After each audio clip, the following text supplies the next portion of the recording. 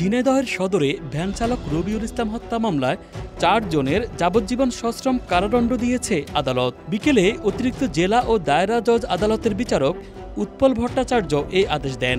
দণ্ডপ্রাপ্তরা হলেন উপজেলার কেশবপুর গ্রামের মাজেদুল উর্ফে মাজু, গোলাম রসুল, আজিজুল ও জাহিদুল ইসলাম।